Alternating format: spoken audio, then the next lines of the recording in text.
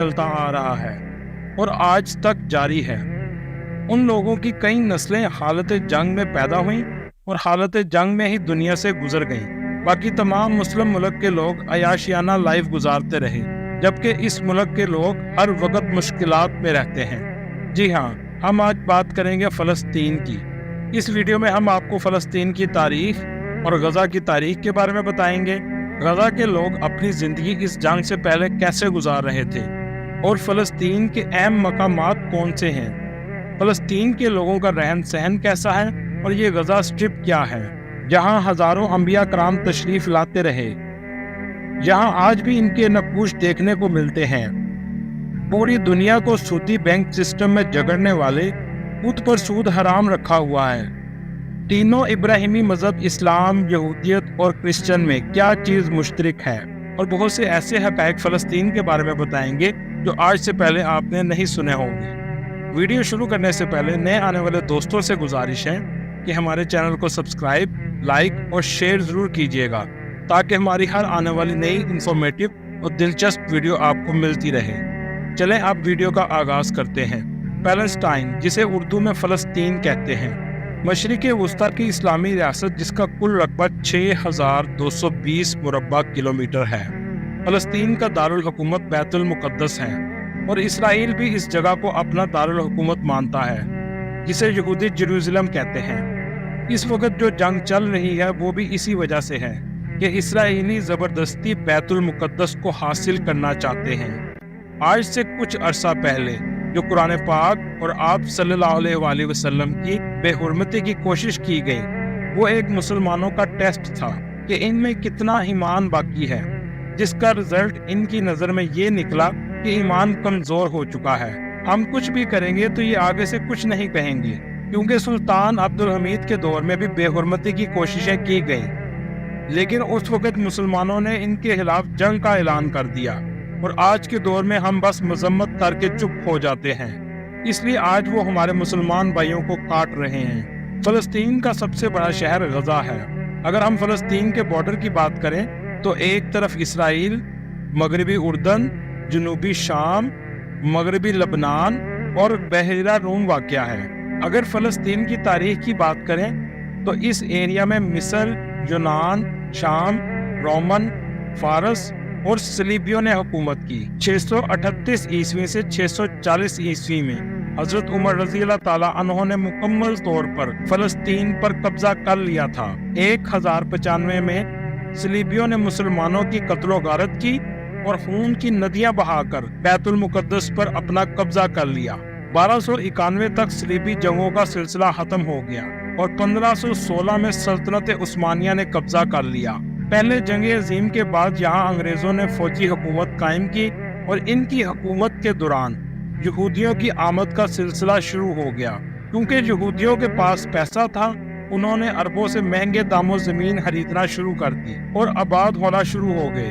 तारीख में कुछ ऐसे वाक़यात भी हैं कि मुसलमानों ने यहूदी मुहाजिरीन को इंसानियत के नाते अपने घर में रहने के लिए जगह दी, तो इस घर पर यहूदियों ने कब्जा करके मुस्लिम फैमिली को बाहर निकाल दिया और इसी तरह वो पूरे फ़लस्तीन में कब्जा करते रहे। 1933 में जब यहूदियों को हिटलर ने मारना शुरू किया तो यहूदी तेजी से फ़लस्तीन की तरफ आना शुरू हो गए। इसकी अहम वजह बैतुल मुक़द्दस थी, जो यहूदियों के लिए भी बहुत ज़्यादा अहमियत रखता है।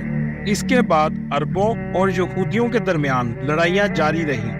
1936 में अंग्रेज़ों ने फ़लस्तीन को यहूदियों और मुसलमानों के दरमियान तकसीम करने की तजवीज़ पेश की और इसमें यह भी कहा कि बैतुल मुक़द्दस का एरिया आज़ाद रहेगा, जहां कोई भी इबादत के लिए आ सकेगा, लेकिन अरबों ने इसे तस्लीम नहीं किया। इसके बाद ये मसला 1947 में अक़वाम मुत्तहिदा में पेश किया गया, जिसने फ़लस्तीन को तकसीम करने की तजवीज़ मंजूर कर ली। इस तरह 15 मई 1948 को फ़लस्तीन को 2 हिस्सों में तकसीम कर दिया गया और नाजायज़ मुल्क इसराइल वजूद में आ गया। उसके बाद भी अरबों ने जंगें भी लड़ी, लेकिन मुसलमानों की नाइत्तफ़ाक़ियों की वजह से इसराइल तमाम जंगें जीतता रहा। गज़ा फ़लस्तीन का शहर जो रकबे के लिहाज से 350 मुरब्बा किलोमीटर है और इसकी कुल आबादी 22 लाख के करीब है। आबादी के लिहाज से ये शहर बहुत ज़्यादा गुंजान है اسرائیل کے مظالم کی وجہ سے انہیں ہمیشہ مشکلات کا سامنا کرنا پڑتا ہے۔ اس شہر کے دو اطراف میں اونچی اونچی دیواریں ہیں اور ایک طرف مصر کا بارڈر اور دوسری طرف بحیرہ روم ہے۔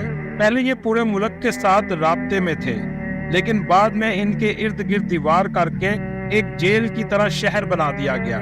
اگر آپ نقشے میں دیکھیں تو غزہ ایک پتلی سی پٹی کی شکل میں ہے، جسے غزہ سٹرپ بھی کہا جاتا ہے۔ یہ دیوار 1994 میں یہودیوں نے سیکیورٹی کا بہانہ بنا کر ان کے ارد گرد کھڑی کر دی۔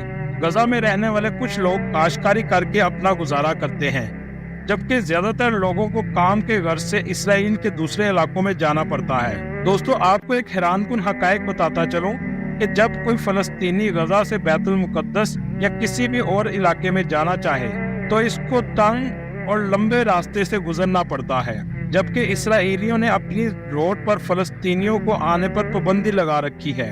اب ہم بات کریں گے فلسطین کے دوسرے شہر بیت لحم کی۔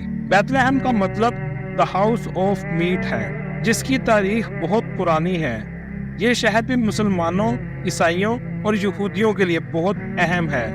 یہ شہر بیت المقدس کے کافی قریب ہے اور عیسائیوں کے مطابق حضرت عیسیٰ علیہ السلام کی پیدائش بھی اسی شہر میں ہوئی تھی، جہاں آج عیسائیوں کا پہلا چرچ، جسے چرچ آف نیٹو کہتے ہیں، موجود ہے۔ اور مسلمانوں کے لیے اس لیے اہم ہے کہ حضرت عیسیٰ علیہ السلام کے علاوہ حضرت عمر رضی اللہ تعالیٰ عنہ کی مسجد بھی اسی شہر میں موجود ہے، جہاں آپ نے نماز ادا کی تھی۔ یہ شہر زیادہ تر مسلمانوں کے کنٹرول میں رہا ہے، اور یہودیوں کے لیے اہم ہونے کی وجہ یہ ہے کہ حضرت داؤد علیہ السلام کی پیدائش بھی اسی شہر میں ہوئی، اور حضرت سلیمان علیہ السلام کو بادشاہت بھی اسی شہر میں ملی تھی۔ اب ہم بات کریں گے فلسطین کے شہر ہبرون کی۔ یہ شہر بھی فلسطین کے انڈر ہے۔ اس کی کل آبادی 2 لاکھ کے قریب ہے۔ یہ شہر بھی تاریخی اعتبار سے بہت پرانا ہے۔ حضرت ابراہیم علیہ السلام، حضرت سارہ رضی اللہ تعالیٰ عنہا، حضرت اسحاق علیہ السلام اور حضرت یعقوب علیہ السلام کی قبر مبارک بھی اسی شہر میں موجود ہے۔ حضرت ابراہیم علیہ السلام کو یہودی بھی مانتے ہیں، اس لیے یہاں ایک مسجد موجود ہے جسے ابراہیمی مسجد کہتے ہیں۔ دوستو، ایک حیران کن بات بتاتا چلوں، یہ مسجد آدھی مسلمانوں کے پاس اور آدھی یہودیوں کے پاس موجود ہے، اور حضرت ابراہیم علیہ السلام، حضرت اسحاق علیہ السلام اور حضرت سارہ رضی اللہ تعالیٰ عنہا کی قبر مبارک اسی مسجد کے بیسمنٹ میں موجود ہے۔ ایک دروازہ مسلمانوں کے لیے رکھا گیا ہے اور دوسرا دروازہ یہودیوں کے لیے رکھا گیا ہے۔ اب بات کریں گے دنیا کے سب سے پرانے شہروں میں سے شہر کی نیبلوس کی۔ یہ شہر بھی فلسطین کا سب سے پرانا شہر ہے، اور ایک اندازے کے مطابق یہ دنیا کی 4تھی پرانی سٹی ہے۔ سب سے پرانی سٹی جیریکو، اس کے بعد دمشق، پھر الیپو اور چوتھے نمبر پر نیبلوس ہے۔ یہاں 1000 سال پرانی مسجد بھی موجود ہے، اور یہاں کے لوگ بھی بہت مہمان نواز ہیں، اور اس شہر کے بازار ایک تاریخی منظر پیش کرتے ہیں۔ اس ویڈیو میں ہم آپ کو حضرت سلیمان علیہ السلام، حضرت موسیٰ علیہ السلام، حضرت مریم علیہ السلام اور حضرت ابراہیم علیہ السلام کی آخری آرام گاہ کی زیارت کروائیں گے۔ اس ملک میں حضرت عیسیٰ علیہ السلام کی پیدائش کی جگہ کے ساتھ ساتھ ایسی بے شمار جگہ موجود ہیں جو تینوں مذہبوں کے لیے بہت اہمیت رکھتی ہیں۔ دوستو، بائی ایئر جانے کے لیے آپ کو تل ابیب جانا پڑتا ہے، جس کا پرانا نام جافا ہے، جس کے ساتھ سمندر لگتا ہے۔ یہ وہی جگہ ہے جہاں حضرت یونس علیہ السلام مچھلی کے پیٹ میں 3 دن تک زندہ رہے۔ دوستو، آپ کے علم میں لاتا چلوں، تل ابیب کا نام کہاں سے آیا ہے۔ حضرت سلیمان علیہ السلام نے 970 سال قبل مسیح میں جنوں کی مدد سے ایک بڑے ہیکل کی تعمیر شروع کی۔ تعمیر کے دوران آپ کا انتقال ہو گیا۔ آپ ایک لکڑی کے ساتھ ٹیک لگا کر کھڑے تھے۔ جن یہ سمجھ کے تعمیر کرتے رہے کہ آپ زندہ ہیں۔ اسی دوران جنہوں نے اس ہیکل کی تعمیر مکمل کی۔ یہ ایک وسیع و عریض عالی شان ہیکل تھا۔ اس کو 3 حصوں میں تقسیم کیا گیا تھا۔ بیرونی حصے میں عام لوگ عبادت کرتے تھے، درمیان والے حصے میں انبیاء کی اولاد اور علماء عبادت کرتے تھے، جبکہ اندرونی حصے میں تابوت سکینہ رکھا گیا تھا۔ اس حصے میں عالم کے علاوہ کسی کو اندر جانے کی اجازت نہیں تھی۔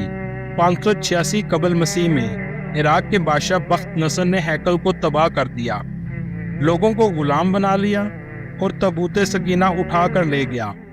شہر کے باہر ایک بستی تعمیر کی